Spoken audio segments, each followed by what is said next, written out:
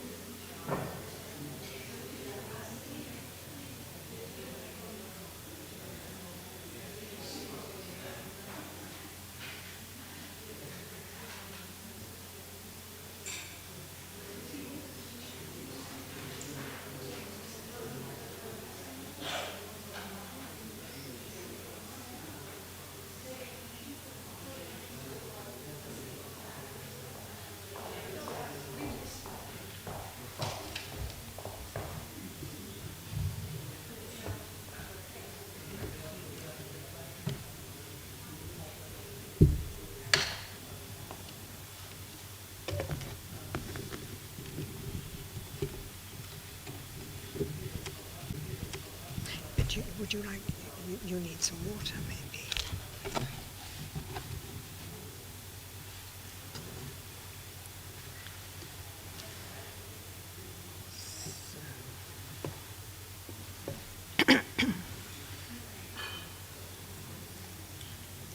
So there's no one here. No. So I can safely put that there. No, ma I don't, otherwise I'll knock it over. So. 3 minuti 3. Anche perché vedo che i presenti sono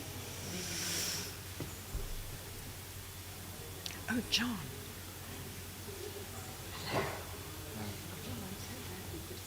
And the bullets will come as well. Who's that? Bullet.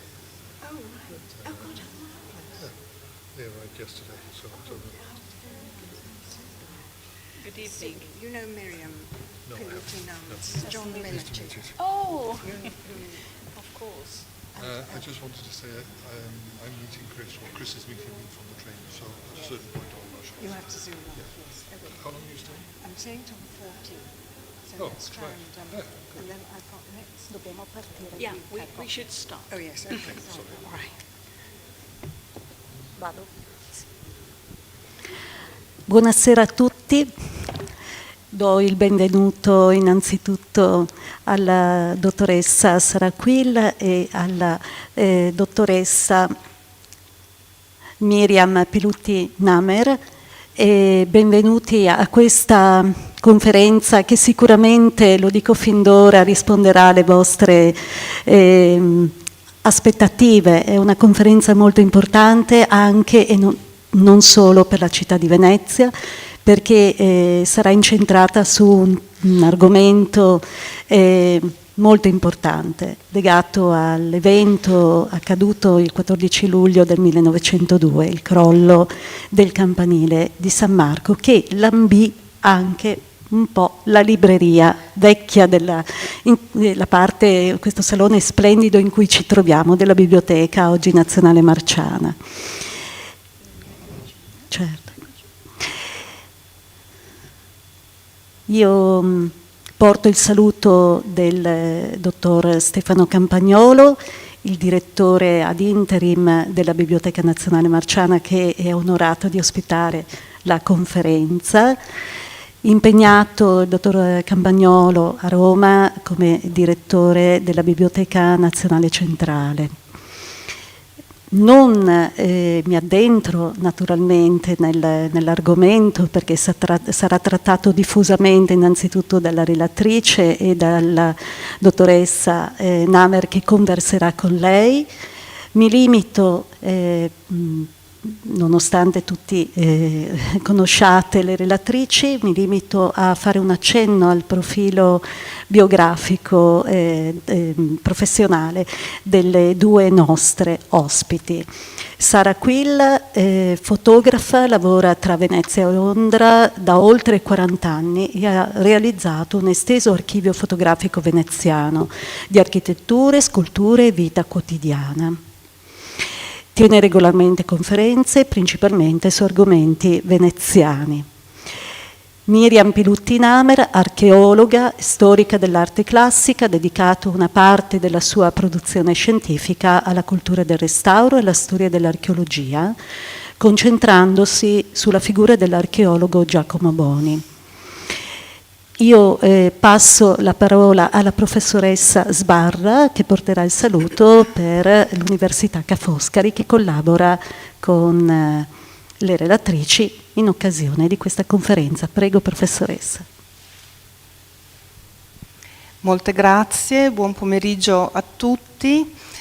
Vi porto i saluti del direttore del Dipartimento di Studi Linguistici e Culturali Comparati, dipartimento che ospita il neonato FORCE, il centro di ricerca e di studi su Ruskin, che ha visto la luce nel dicembre del 2022. Grazie in particolare alla sua direttrice Emma Sdegno, di cui pure vi porto i saluti e che purtroppo oggi non può essere con noi, ma che è ben rappresentata in questa occasione dalla dottoressa Myriam Pilutti Namer, che modererà, accompagnerà la nostra ospite in questo che è il primo evento del neonato centro Force su John Ruskin. Passo quindi la parola alla dottoressa Pilutti e vi auguro un buon pomeriggio in questa meravigliosa sede, per cui ringraziamo per l'ospitalità.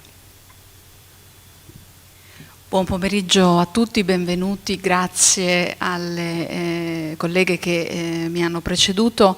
Il mio compito è quello di fornirvi alcune informazioni rispetto all'intervento che, come sapete, si terrà in lingua inglese. Il Campanile di San Marco crollò il 14 luglio 1902 e questo crollo fu preceduto da alcuni segnali, tra l'altro letti interpretati da John Ruskin in tempi non sospetti. Questa conferenza sarà magnificamente illustrata da fotografie dell'epoca che ci condurranno per mano attraverso gli albori della fotografia storica, quindi le prime fotografie del Campanile di San Marco, fino a raccontarne la storia, le fasi di costruzione, fino a questa data fatidica, il luglio del 1902. Il campanile è qui dietro alle nostre spalle, dietro di noi, quindi è stato ricostruito evidentemente. Fu un processo molto lungo, molto laborioso, che fu seguito da molte personalità di spicco all'epoca, tra i quali l'archeologo Giacomo Boni, veneziano, che fece fortuna a Roma, fu colui che scavò la più parte dei fori imperiali per come li conosciamo ancora oggi. E la conferenza di Sarah concentrerà, prende proprio il titolo da un detto che tutti conoscerete: com'era, dov'era. Il campanile dovette essere ricostruito com'era e dov'era. Infatti così fu, ancora lo possiamo ammirare nella sua riproposizione fedele all'originale. E lato particolarmente originale della conferenza di Sarah, che è ricca di sorprese, è anche la documentazione di quella Venezia priva del campanile per oltre 10 anni, tra il 1902 e il 1912, che ispirò molti artisti, e anche di come i veneziani vissero quei 10 anni di tormento prima di poter rivedere il campanile al suo posto. Lascio quindi la parola a Sarah Quill e buon ascolto. Grazie Myriam, thank you, and thank you for those kind introductions. And it's a great pleasure to be giving this inaugural lecture for FORS, the new Centre for Ruskin Studies at Ca' Foscari, and founded by Emma Sdegno, who sadly can't be with us this afternoon. I wish the whole enterprise great good fortune for the future. And it's an added privilege, of course, to be giving the talk here at the Biblioteca Marciana in this beautiful room, only a few meters away from the subject matter, and indeed only a few meters away from the damage that was caused to this building when the Campanile fell. Well, I've chosen to talk about one of the most dramatic events in Venice of the early 20th century, an event that affected the Venetian people deeply and changed the familiar outline of the city for 10 long years. The collapse of the Campanile of San Marco on the 14th of July, 1902. The bell tower of San Marco, seen in one of Canaletto's 18th century views of the piazza, had its origins in the 10th century as a lighthouse and watchtower for the harbour, and it would have looked very different from the tower that we see today.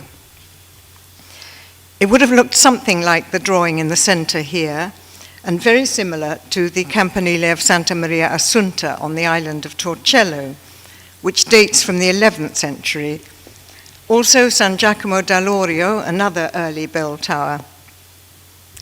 In Venice's early days, the harbour took up part of the area that was later built over to become the Piazzetta of San Marco, and the small population of the island, mainly made up of fishermen, merchants, and warriors, gradually creating a city for themselves. The early lighthouse tower had been built on pre-existing foundations, and it was later rebuilt several times between the 12th and 14th centuries because of continual damage from lightning strikes and fires. Italy, being in a seismic zone, has always been very prone to tremors and earthquakes. Venice is at much lower risk because of its lagoon environment, but the San Marco Campanile has had more than its fair share of tremors over the centuries, as well as many lightning strikes. In 1489, lightning destroyed the wooden spire, and there's a record of that spire in the map on the left, drawn by the Dutch artist Erhard Royvich on his way to the Holy Land.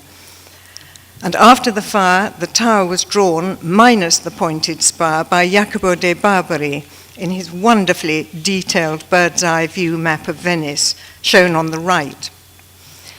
His map of the whole city was made on 6 wood blocks in the year 1500, and it's still to be seen in the Correa Museum. And here, 5 years later, a view of Venice with the Ducal Palace and the Campanile, seen through the window of the Tallard Madonna at the Ashmolean Museum in Oxford. It shows us that the Campanile is still without its spire and has the temporary flat roof above the bell chamber. 6 years later, to 1511, and Sebastiano del Piombo's Death of Adonis shows the tower still with its temporary roof. No changes have yet been made. Sebastiano was living and working in Rome at the time, but he painted his hometown of Venice into the background landscape, with the Campanile, the Ducal Palace, and beyond them one can just see the clock tower, completed in 1500.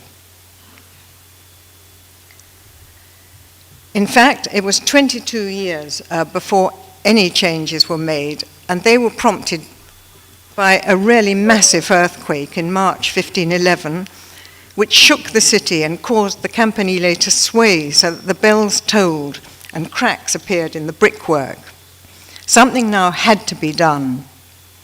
A major restoration was carried out, and Giorgio Spavento's design for a new bell chamber was added, and the gilded wooden angel was placed on the new pyramidal spire. These Renaissance additions are seen in Carpaccio's Lion of St. Mark, which was painted shortly after completion.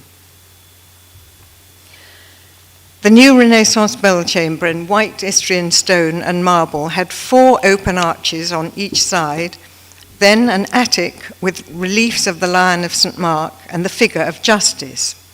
Above that, a pyramidal spire covered in green copper, and at the pinnacle, the gilded archangel Gabriel. There was a watchman who rang the bells at appointed times and kept permanent watch over the lagoon.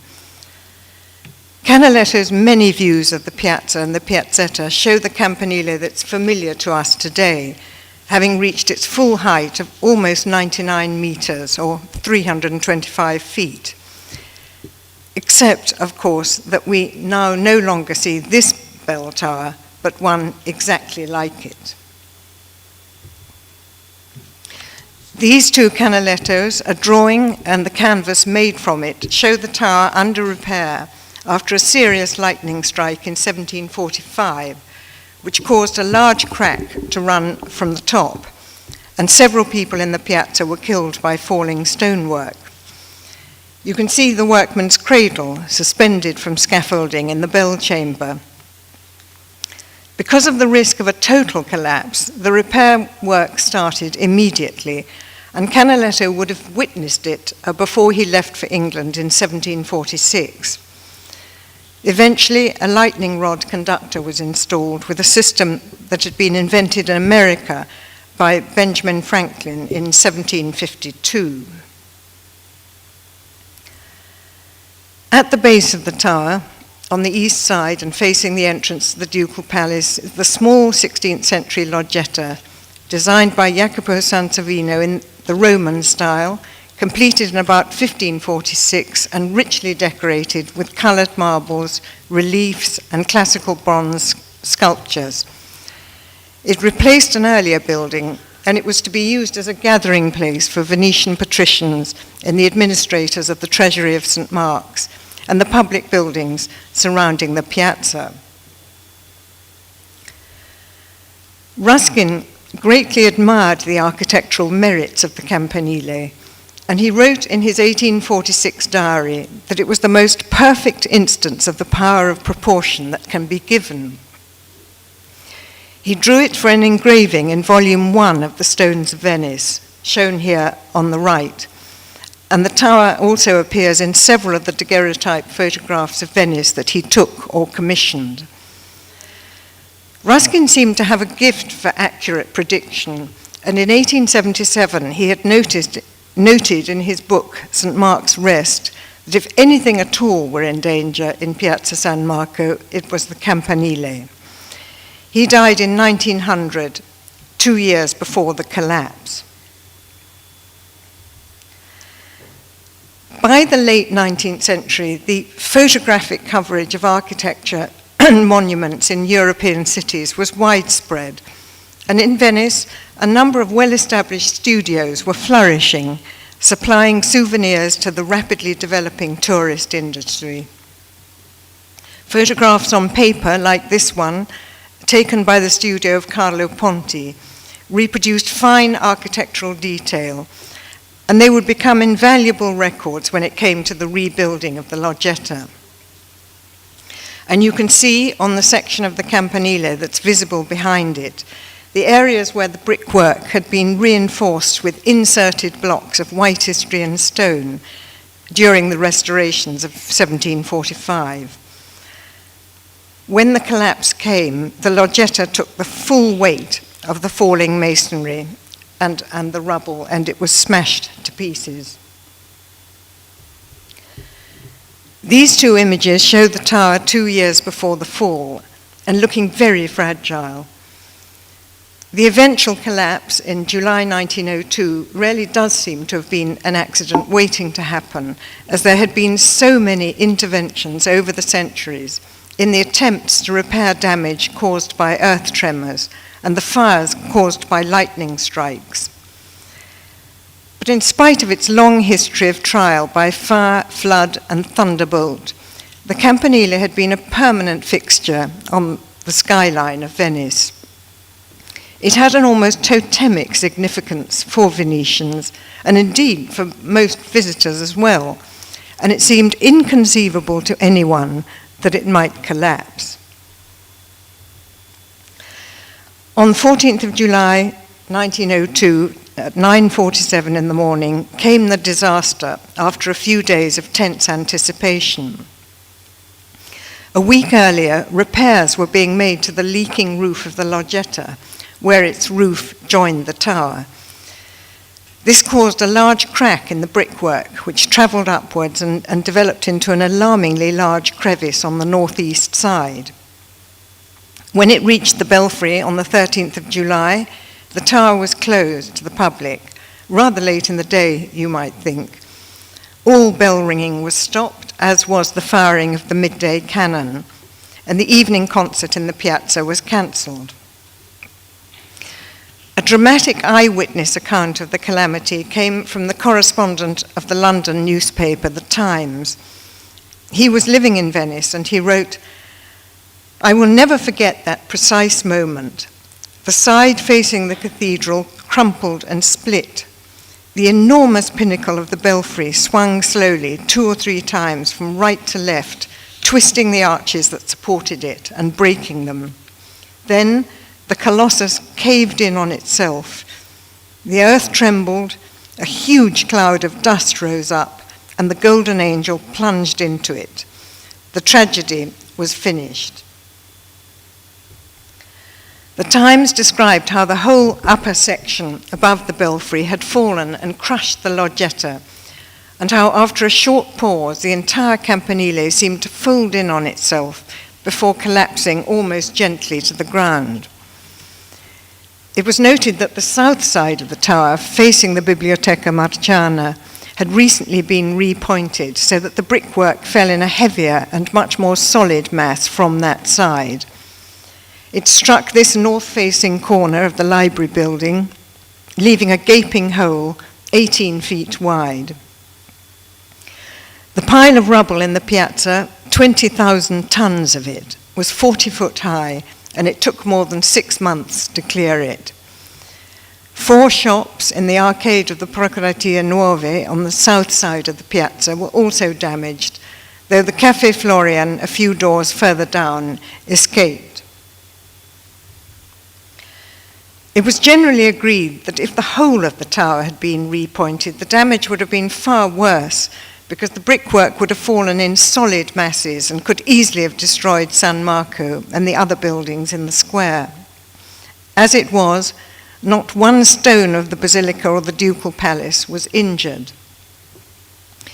The escape of the church was thought to be miraculous, and there were 2 incidents that seemed to prove a divine intervention. First, the Pietra del Bando, the truncated red porphyry column, originally cut from a Byzantine pillar and seen here on the left, was hit by the advancing rubble, and so it protected the slender columns of the basilica. Although it was knocked onto its side, it was virtually undamaged because porphyry is one of the hardest and most resilient stones that exist. The Pietra del Bando has been in Venice for more than 7 centuries, and still, of course, to be seen outside the basilica. It's believed to be part of the spoils that Venetians brought back from Acre in 1258 after their military success in the war against Genoa. And you can see it here at the bottom left of Bastiani's view of the Piazzetta, painted in 1487. It was used as a proclamation stone when such things used to be read out by Venetian officials, and its other more gruesome purpose was to display to the public the severed heads of traitors. This painting is an interesting record because it also shows on the right the arches of an early version of the Loggetta before it was entirely redesigned and rebuilt by Jacopo Sansovino.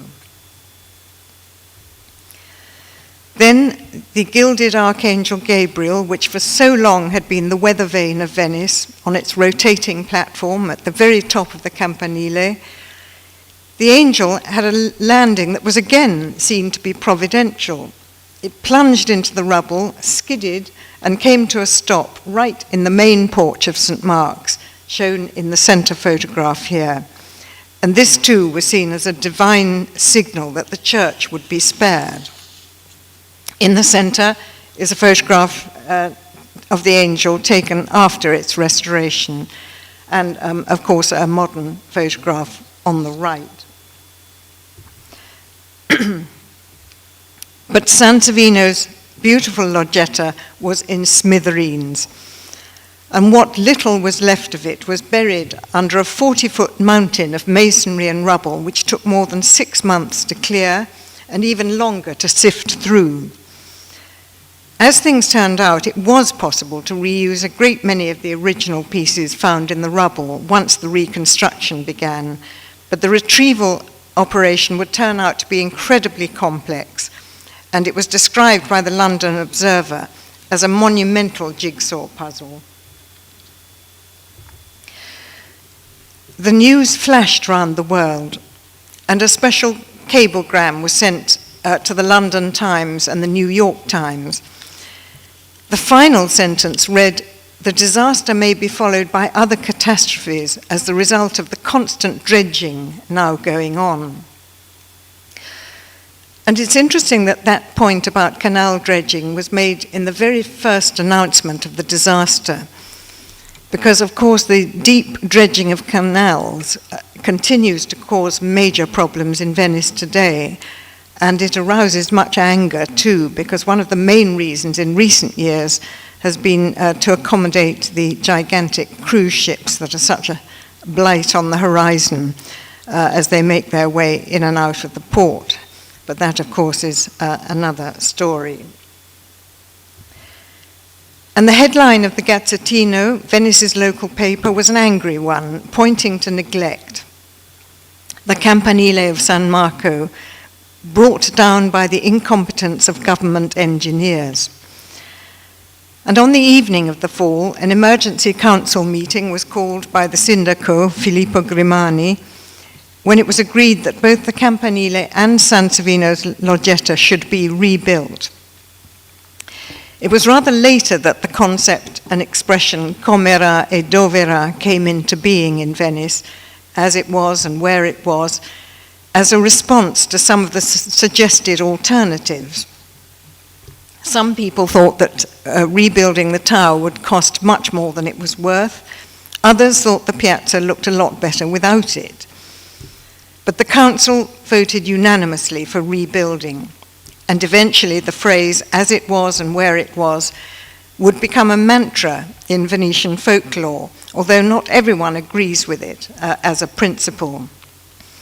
The same decision was made and the same phrase used nearly a century later in 1996 when Venice's beautiful opera house, La Fenice, was burnt to the ground. And the theatre was successfully rebuilt as an exact replica, but with a number of modern improvements. Various fake photographs claiming to show the precise moment of collapse quickly appeared and were circulated around the world. The picture on the left is a fake montage, and the one on the right by Antonio Zaghis was at the time supposed to be genuine, and it was reproduced quite widely, although, as you can see, there is something not at all right about those clouds of dust and lime powder, which have a definite look of retouching, which of course was a laborious business before the advent of Photoshop, but it would have convinced many people at the time. The photographs were soon followed by a series of illustrated postcards. The one on the left may be fairly accurate because a number of eyewitnesses gave good descriptions of the way that the cracks appeared, although these cards can't resist embroidering the facts, because of course the piazza had been entirely cleared of people as soon as it was known what was going to happen. But there were plenty of accurate photographs of the aftermath, and the illustrated magazines relied heavily on these for their color pages. Here you can see how closely the photograph has been reproduced into a drawing. And it's quite amusing to see some of the additions that were inserted into the magazine versions. Here, among the bystanders and scavengers, albeit quite elegant scavengers, shown in the black and white photograph, 3 well-dressed ladies have been added to the magazine version to give the picture more balance as well as a splash of color. For a short while, the exact cause of the collapse was unclear, but a number of long-term factors had helped lead to it.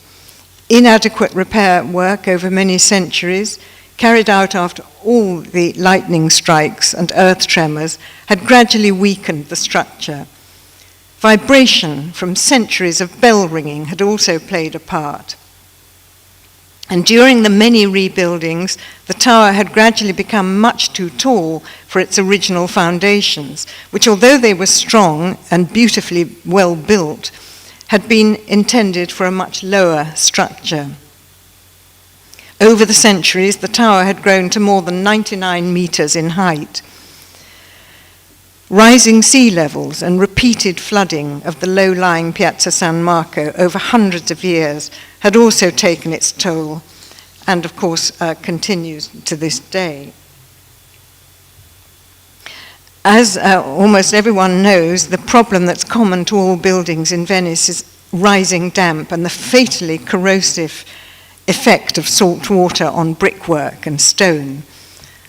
When the salt water recedes, it leaves saturated bricks behind, and the salt works its way up the brickwork, corroding it.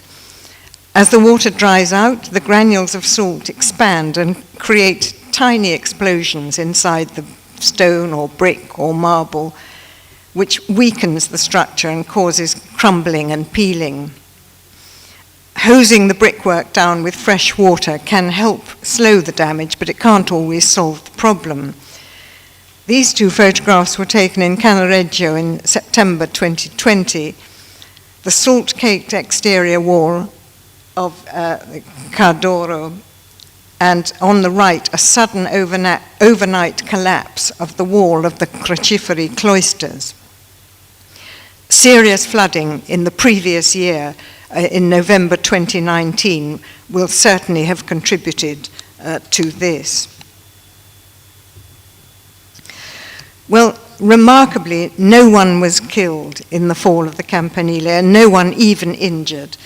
The only casualty being the tabby cat that had belonged to the custodian. It had unwisely returned to finish its breakfast, inspiring this cartoon, one of many that illustrated the event.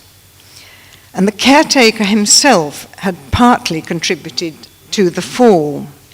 He lived in a room at the bottom of the tower, and here is the entrance to his quarters after the clearance of the rubble.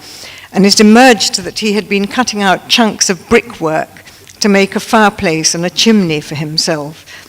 Fairly understandable. But that was only part of the reason. As can so often happen, a disaster can result from the simple fact of different departments or individuals not communicating with one another. The Campanile and the Loggetta beneath it were supervised by different authorities, architects and engineers. There had been repeated warnings, as long as 10 years earlier, from an old master stonemason, Luigi Vendrasco, and also from the proto of San Marco, Pietro Saccardo, but these warnings were ignored. A week before the fall, when rain was leaking into the Loggetta roof, an architect from the Office for the Conservation of Monuments ordered a 25-foot horizontal cut to be made along the east wall of the tower to insert lead sheeting. But this caused the tower wall to weaken and to slip and the crack to enlarge. Staves and wedges were inserted, but it was too late. And from that moment, a collapse was inevitable. It was the most extraordinary sense of loss for the Venetians, who by all accounts suffered a sort of collective breakdown. They were stunned and people wept in the streets. Their landmark bell tower, a constant feature and familiar point of reference, which for centuries had guided Venetian mariners into the lagoon, had suddenly vanished. The silhouette of Venice, one of the best-known views in the world, was dramatically altered, and the skyline was left looking flat and featureless like a ship without a mast. A local journalist, Gino Damerini, recalled being on the Lido when it happened, and he watched, horrified, from a distance, while a white cloud of dust blotted out the sun and the sky. And then he puzzled over the lost harmony. We could no longer find the lines that composed the city, he wrote. People could no longer map the city in their mind's eye, but the loss of their Campanile went much deeper than that. And here I should say a quick word about the concept of campanilismo, and I do hope that you will forgive my foreigner's attempt at interpreting the concept, which is probably not much talked about, but exists nonetheless. The Campanile, usually the tallest and most prominent building in any Italian town, it tends to be an enduring symbol of the attachment to one's region, whether it be a city, a town, or a village.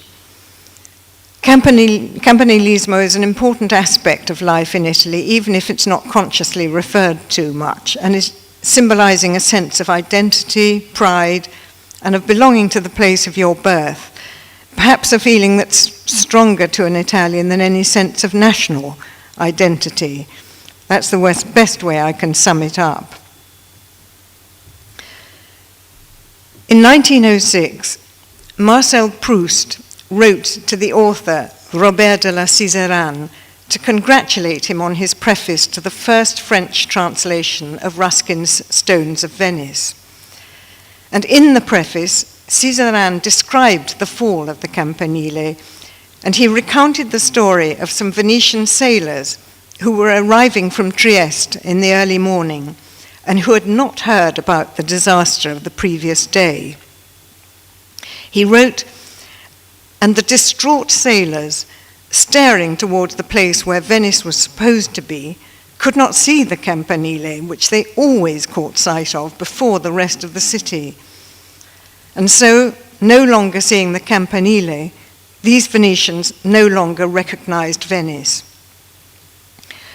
Proust, when he read this, commented that the image of the Venetian seafarers who believed themselves to be the victims of a mirage was an image worthy of Lucretius or Virgil, of a kind that is no longer portrayed in the literature of our time. Also missing was the familiar sound of the 5 colossal brass bells, in particular the great Marangona bell, the largest of them all and the most ancient. Anyone who has spent time in Venice knows that deep and thrilling chime at midday and at midnight, audible from many parts of the city, and that was silenced for 10 years. Miraculously, when the Marangona was retrieved from the rubble, it was found to be undamaged. In earlier centuries, it had always been rung at the beginning and the end of each working day, and so it was named after the Marangoni, the carpenters, although the word was used broadly to mean all manual workers, so many of whom worked at the Arsenale shipyard. The other 4 bells from the belfry were too badly damaged, and they would have to be recast. And on behalf of the Vatican, Pope Pio X undertook to pay for the recasting of the 4 shattered bells, and the work was carried out in the iron foundry based in the disused church of Sant'Elena, not far from Arsenale. The Pope had a strong Venetian connection. He'd been born in poverty, the son of the village postman in a town near Treviso, and rose to become Bishop of Mantua. And for 10 years, from 1893 to 1903, he was Cardinal Patriarch of Venice before being elected Pope. So he took an intense interest in it all, and of course he'd been in Venice at the time of the collapse, when he declared, "The master of the house is gone." Somebody exceptional was now needed in Venice to oversee the rescue operation. And Giacomo Boni, the distinguished architect and archaeologist, was recalled urgently from Rome, where he was carrying out pioneering work on the excavations of the Forum. He was to take charge of the sorting and disposal of all the rubble and to supervise the recovery program that had been voted by the Comune. Boni was an interesting and impressive character.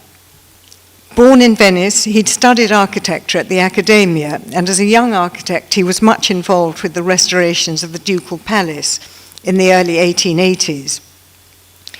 He had specialist knowledge of the Campanile because back in 1885, when the Piazza San Marco was being repaved, he had carried out excavations of the tower's foundations, which confirmed the great antiquity of the site. Boni had taught himself Latin and Greek, and then English, so that he could read Ruskin, with whom he kept up a warm correspondence, and he eventually met the older man in Pisa in 1882. They shared a passionate concern for ancient buildings, believing in careful preservation and maintenance as opposed to deceptive restoration. Boni had fallen out with the Venetian authorities on various matters, and he had left Venice for Rome in 1888. On his return to Venice, he was appointed as superintendent of monuments in the Veneto. Now, he was to be in full charge of the meticulous recovery operation and the sorting from the rubble of the smashed fragments of stone, marble, and bronze. A process so complex that it's almost impossible to contemplate, but it was done, and it was done brilliantly. He agreed that both the tower and the loggia should be rebuilt, and he supervised the transfer of all the precious fragments to the courtyard of the ducal palace and to the islands of San Giorgio Maggiore and La Grazia. Workshops were set up, and then bit by bit, the important pieces belonging to the campanile and the loggia were sifted, sorted, and classified, and then catalogued for reuse. Here are some of the surviving fragments from the allegorical stone reliefs of Venice's Justice from the east and western sides of the attic of the tower. They were reassembled and restored, and the sculptures were put back on the attic of the new bell tower, where we see them today. The winged lions from the north and south-facing sides were too badly damaged, and they had to be completely remade. When Boni examined the debris, he found that some of the bricks from the campanile were from very early Veneto-Roman origin, from Aquileia, and that in quality they surpassed the best surviving bricks from ancient Rome. Some of these would be reused in the new structure, together with modern materials.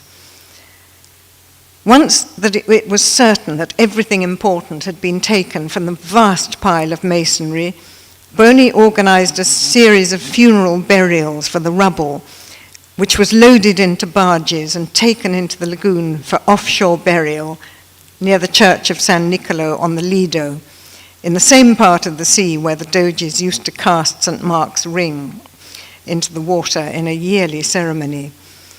And in early January, 2 years ago, after an abnormally high tide, several antique bricks, seen here on the right, were washed up on the Lido beach. These are certainly from the original bell tower. Among the pieces of sculpture from the loggia that were discovered in the rubble were these beautiful carved capitals, which were virtually intact. Even the missing fingers from the hands of Sansovino's bronze figure of Mercury turned up and were expertly reattached. Coins, including a late 14th century coin, were found. And another remarkable discovery was the remains of a chalice, a glass chalice dating back to 1500, made of Murano glass, richly decorated with colored enamels and allegorical motifs of plants and animals. It's astonishing that it wasn't smashed into tiny pieces. Only 2 pieces were missing. And it's now preserved in the Glass Museum in Murano. Soon after the discovery of the chalice, Giacomo Boni ordered a copy to be made of it, and an exact replica was made by the Venice and Murano Glass and Mosaic Company, and that copy is in London at the Victoria and Albert Museum. The company made the copy with a view to offering it to, and I quote, museums, collectors, or others wishing to possess an interesting relic of the Campanile of St. Mark. It was purchased by the V&A soon afterwards, and it can be seen in the glass galleries there. It's rather jumbled up with other things and a crowded glass cabinet, but this gives you an idea of its colors. The director of the V&A at that time was Cecil Harcourt Smith, an archaeologist, who also chaired the Society of Master Glass Painters, and he was absolutely determined to secure this curiosity for the museum.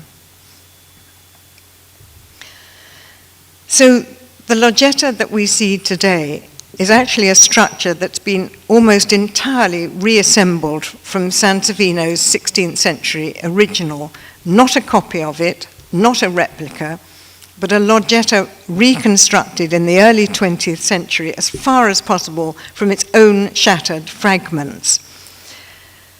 The monumental jigsaw puzzle was at last completed, and it was extremely well done. Various cracks and joins that are invisible to the naked eye can be seen only through a telephoto lens, like this detail of the attic frieze, which is circled in red. The panel had been shattered in various places, but the pieces were found and identified and matched up. Looking through a long lens, you can see the diagonal fracture where sections of the relief were pieced together. Later on into the 20th century and into the 1970s, the loggia had become badly affected by increasing atmospheric pollution, which, combined with the damp and salt water infiltration, had blackened the stonework and the marble, eating into them. And from 1972, the loggia was cleaned and restored with funds raised by the recently formed Venice in Peril Fund, a major operation that took 3 years. A number of new techniques were used, and a full report was published in 1977. Some people, in particular a group of futurists, objected that the plan to rebuild the Campanile exactly as it had been was reactionary and unimaginative. And only 3 days after its fall, the Viennese architect Otto Wagner wrote to a Trieste newspaper that it should be moved because it spoiled the symmetry of Piazza San Marco, and that it should be rebuilt in a modern style because it was falsification to build a replica. That idea did not go down well, and Frederick Graetz made this satirical illustration of the bell tower, caricaturing it as a secessionist monument. It appeared in the Viennese weekly magazine, Der Floh, showing San Marco with gold-leaf domes and the Campanile as a giant candelabra, all in the most florid Art Nouveau style. There was even a proposal that both Campanile and loggia be rebuilt on the north side of the piazza beside the clock tower, as shown in the design on the right. Neither idea was pursued, and as it was and where it was became the watchword. What might Ruskin have thought? One can only speculate. In the Seven Lamps of Architecture, in the Lamp of Memory chapter, he had stated, "It is as impossible as to raise the dead to restore anything that has ever been great or beautiful in architecture." He considered the Campanile to possess a nobility in its proportions, and he wrote that its Renaissance editions were of the best kind of Renaissance in Venice, which is high praise from Ruskin, considering his views on Renaissance architecture. His drawing of types of towers in Volume 1 of the Stones of Venice was intended to demonstrate the superior qualities of the Venetian tower as compared with the recently built Free Church College in Edinburgh. As to what he might have thought of the plan to rebuild, it's a common misconception that Ruskin was against all restoration. Not so. His concern was the manner in which it was carried out, and he had the highest regard for the work and ideas of Giacomo Boni. The commission in charge of the rebuilding now had a great deal to consider and to take into account. Although the new tower would be built as a replica, structural changes would have to be made to prevent any chance of another catastrophe in the future. The same 10 tons of bronze bells would have to be suspended in the open belfry, and the same heavy double roof of the spire, conical inside, pyramidal outside, and crowned by the heavy bronze angel, would need to be supported by the shaft. The ancient foundations had been beautifully constructed, oak beams laid across a bed of clay into which wooden piles of white poplar had been driven. The early Venetians certainly knew what they were doing, but those foundations were originally designed for a much shorter and lighter building. They would now have to be strengthened and extended, with the addition of modern materials such as cement and iron. The new tower would also be many tons lighter in weight, and it would have to be dragged into the modern world and made safe for visitors. The Milan firm of Stiegler, founded in 1850, was commissioned to install a lift, which was first used to carry the restored bells back up to the belfry, and it would then be used as a passenger lift. And the Munich-based George Leib was the first company to donate scaffolding to Venice for the rebuilding. In 1903, the first stone of the new tower was laid on the 25th of April, St. Mark's Day, and then there would be 9 more years of work until the inauguration. But what about all the painters and artists who were reproducing views of Venice during those 10 years when the city was without its most definitive symbol? Its absence created a bit of a dilemma for them. And the Biennale posters published during the 10 years of rebuilding are intriguing because the artists or the people who commissioned them didn't seem quite able to make up their minds whether or not to represent the view of Venice as it really was. In this 1905 poster, the Campanile is shown as normal, although the rebuilding had only just begun. By 1909, the tower was shooting up. At last, the end really was in sight. And so the Biennale poster for that year does record the actual state of it. The rebuilding has now got as far as the belfry, and the poster reflects the reality. This one is accurate. A year earlier, in 1908, the rebuilding was at this stage, with 4 years to go before completion. And in the autumn of that year, Claude Monet made his first and only visit to Venice at the age of 68. He'd always insisted that he would never work here. He thought far too many artists had painted Venice, so there would be nothing new to say. But his wife Alice persuaded him. This wonderful street photograph of the couple in Piazza San Marco does not include the stump of the partly rebuilt Campanile, which is just next to them. For Monet, one of the most important things to represent in a painting was what he called the envelope, the light and the atmosphere surrounding the subject. He loved the fog and the mist, his favorite aspect of London, so Venice in the autumn winter was ideal for his work. But in the case of Venice, he added something later that was certainly not there at the time of his 1908 visit, the rebuilt Campanile, as you see here, rather indistinctly in the mist. And here you can make out the green pyramid of the spire at the summit. Monet made these additions in his studio at Giverny, probably because he decided it would have been difficult to sell a painting that showed Venice without the Campanile, even though historically it would have been correct, and I think rather more interesting to have reproduced the view exactly as he had seen it, particularly for a painting that was dated 1908. He never did return to Venice to finish his work on the spot, and indeed he didn't want to, because his wife died in 1911, and he couldn't bear the thought of going back without her. 29 of Monet's Venice canvases were exhibited at the Bernheim-Jeune Gallery in Paris, just 5 weeks after the tower's unveiling. And after all the retouching in the studio, he was evidently unhappy with the results because he kept writing to the gallery that he had ruined the pictures in the studio. I finished them from memory and nature has had her revenge, he wrote. But the critics and the public thought differently. Nobody seemed to notice, and the exhibition was a resounding success.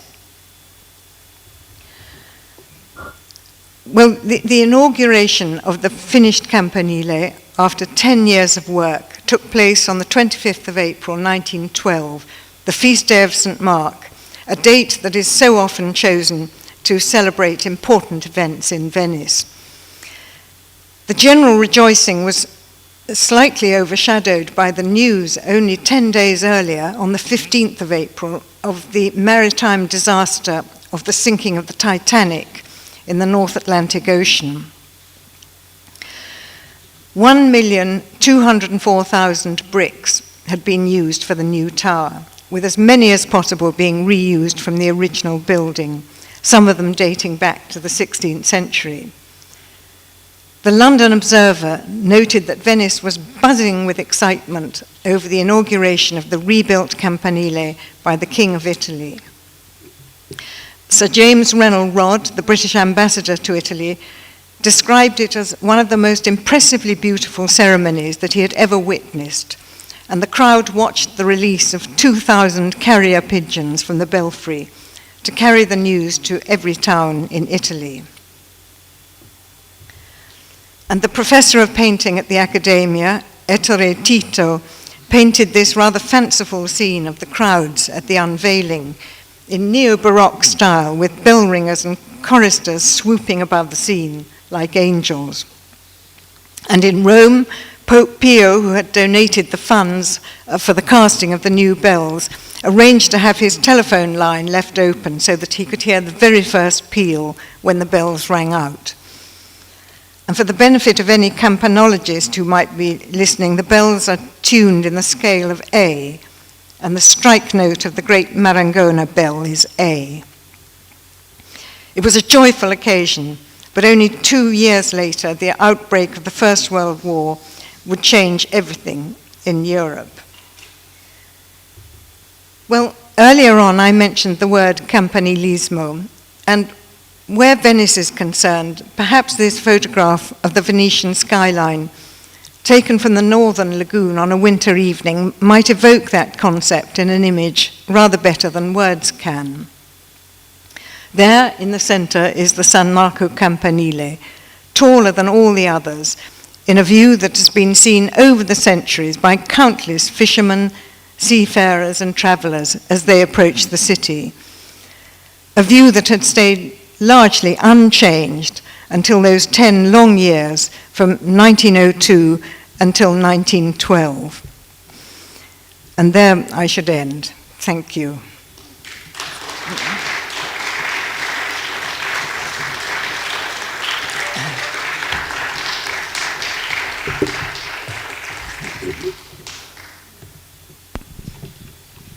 Grazie a Sarah Quill per questo suo bellissimo intervento, molto ricco e bene argomentato. Ci ha mostrato la ricchezza del tema, non solo nella percezione dei veneziani che hanno vissuto ogni giorno, ecco, come sempre accade per Piazza San Marco, è la vetrina della città, non solo per i veneziani ma anche per il mondo che guarda a Venezia. Ci ha, devo dire, mostrato con grande maestria come artisti di grandissima importanza, Claude Monet, ma anche per noi Ettore e Tito, si sono ispirati a questo evento traumatico, dovendo gestire questa ingombrante eredità, ecco, un campanile che c'è comunque anche se assente. E cosa Ruskin avrebbe detto di questa ricostruzione? Temo che noi che conosciamo bene John Ruskin sappiamo cosa avrebbe detto, e quindi forse un bene che non si sia dovuto esprimere su una replica esatta del campanile di San Marco, quando del resto ormai era crollato. Abbiamo pochi minuti per qualche domanda, qualche curiosità. Credo che la più parte del pubblico in sala comprende e parli inglese. Io comunque sono naturalmente disponibile a tradurre per coloro che avessero appunto curiosità, domande. Ci stanno seguendo anche da casa su YouTube. Prego, dottoressa, vogliamo non so, vengo io, le fa piacere venire? Se viene poi la vedono su YouTube. Faccio vedere. Buonasera, sono della Nadia, veneziana, giornalista. Sono qui con mio marito. Per noi è stata una grande gioia vedere quelle fotografie con i mattoni del gennaio 2021. Li abbiamo trovati io e mio marito in spiaggia, era durante il Covid ed era la prima uscita di permesso. E in questa passeggiata appunto abbiamo trovato questi mattoni. Ci piace vederli qui. Grazie. Grazie, sì. Infatti, Sarah, do you like to say something about the photo you took of the bricks? Well, yeah, the yes, one from the Lido. As a matter of fact, I should tell you that was not my photograph. No. Yeah, of course. But you like to say why you like to choose? Why I chose that? Well, I thought it was so interesting that some of the material that had been taken out for burial should be washed up more than 100 years later on the beach. Yes, it was during the lockdown. And in fact, I found those photographs because I think somebody told me that there had been this find of these bricks. So they're not photographed by me, I'm afraid, but they were remarkable.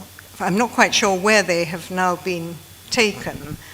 Spiego per chi non è a giorno su questo bellissimo progetto che è stato sentito dalla comunità del Lido in collaborazione con tante istituzioni, tra i quali l'Università Ca' Foscari. Il progetto è stato intitolato Il Paron de Casa e ha riguardato proprio questi materiali che il mare aveva accolto al momento del seppellimento da parte di Giacomo Boni e il mare ha restituito proprio a partire durante il periodo del lockdown sulle spiagge del Lido, lì dove gli abitanti li hanno raccolti, e questo è stato al centro di un bellissimo progetto che ha coinvolto moltissime scuole e che si è concluso proprio l'anno scorso, nel 2022, il giorno di San Marco. Dopo un anno di eventi è stata una grande festa della comunità e ancora una volta ha mostrato la centralità di questo monumento che ha ancora qualche tratto misterioso, perché non sappiamo dire esattamente, non possiamo dirlo più, perché appunto è stato ricostruito, quando è stato costruito, con che funzione, una torre di avvistamento, ma appunto ci piacerebbe saperne di più. Quello che è certo è che credo che tutti noi sappiamo come sia impensabile una piazza San Marco senza campanile, tant'è che quella provocazione di un campanile in stile cosiddetto moderno nel 1902 viene accolta esclusivamente come una suggestione per Venezia, lì dove in moltissimi altri luoghi si sarebbe potuta accogliere, ecco, ma invece per Venezia appunto è stata considerata soltanto una boutade, però di un grande progettista architetto. Prego. Abbiamo ancora altre. Buonasera. Beh, ringrazio lei, Myriam, e anche l'ospitalità di questa sala e di questo evento. Sono il marito di Nadia e mi piace molto l'accostamento di John Ruskin, perché John Ruskin ha qualcosa in comune col soggetto, col personaggio preso come, diciamo, testimonial del progetto del Paron de Casa, cioè la bambina Gigetta Alessandri. Gigetta è quella che è andata in barca assieme a Giacomo Boni e che frequentava John Ruskin, perché casa era sempre con John Ruskin, Giacomo Boni, Alessandri, che faceva i disegni per Ruskin.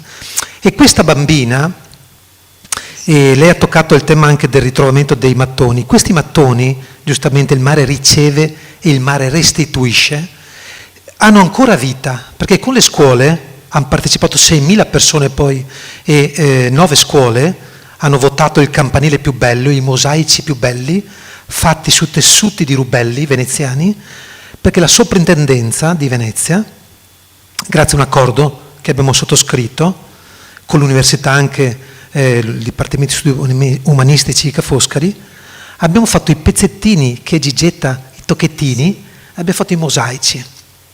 Ma questo progetto continua ancora, perché abbiamo in programma un libro che uscirà quest'anno, e anche il riconoscimento ufficiale del più grande pezzo del Campanile di San Marco, che abbiamo chiamato come Tocchetin è il più piccolo, Toccheton è il più grande. Sono termini, il Tocchetin l'ha scritto Boni nei suoi testi, ma il Toccheton, che è qua vicino al campo San Margherita, di Salvatore Arbib, no? L'ebreo antiquario che l'aveva portato da qua fino a là donando dei soldi.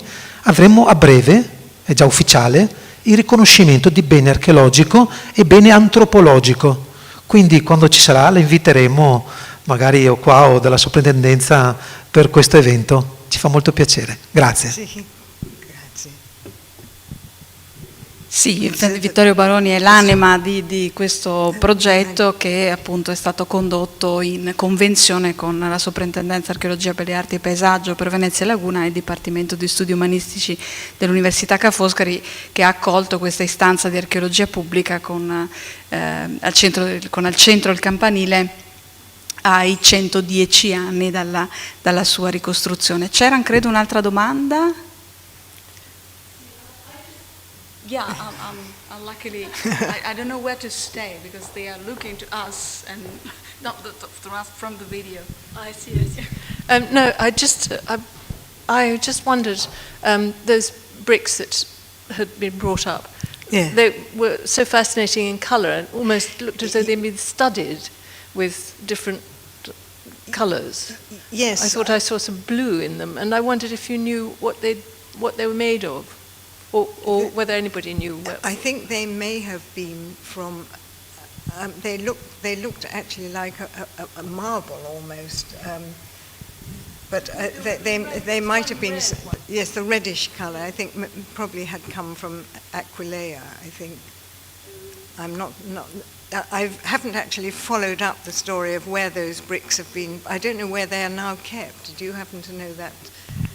Posso anticipare niente. Those photographs were taken by somebody at the moment of the discovery, and they were published, which was how I managed to get hold of them. But don't know where they are now. Whether.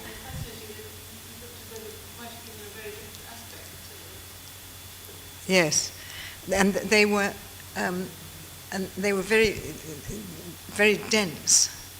And also, yes, highly coloured, astonishing after having been in the sea for so long too.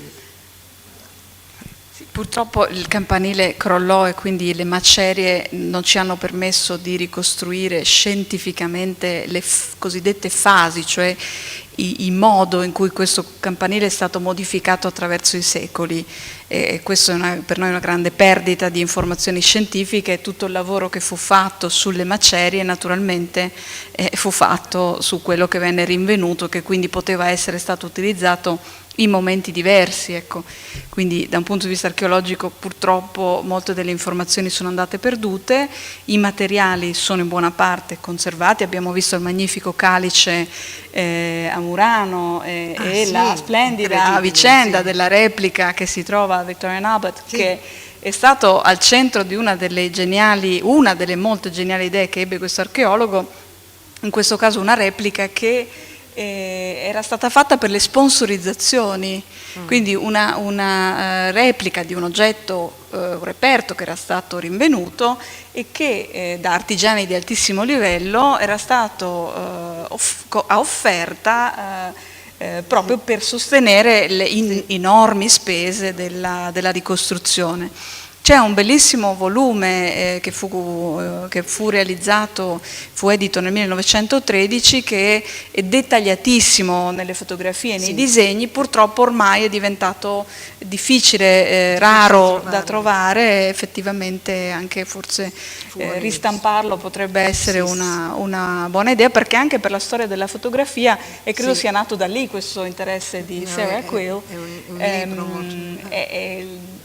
il campanile è effettivamente al centro anche di un momento della storia della fotografia che vedeva Venezia molto molto presente, ma in particolare proprio per questa documentazione fotografica quasi ossessiva, tutti i vari livelli a cui si arriva con la ricostruzione. Prima i daguerrotipi, poi su carta, sì. Ci sono altre curiosità, altre domande? Bene, Sarah, I'd like to say something to say goodbye? Yeah, that's my so I'll do Well, that. goodbye and thank you very much for listening. Grazie a tutti e buonasera.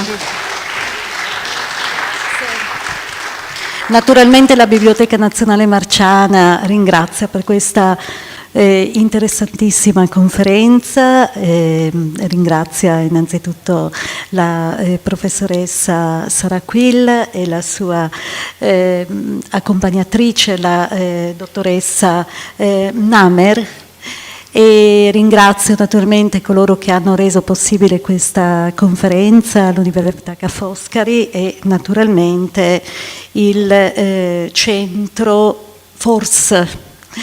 E io volevo ricordare che anche domani la nostra sala, il nostro Salone Sansoviniano ospiterà una conferenza dedicata a temi squisitamente veneziani, ovvero ci sarà al mattino un convegno dedicato alla storia, agli sviluppi di un altro argomento vivamente sentito qui nella città di Venezia e non solo, ovvero l'ospedale al mare, la storia del primo ospizio marino veneto, il cui primo progetto risale al 1868.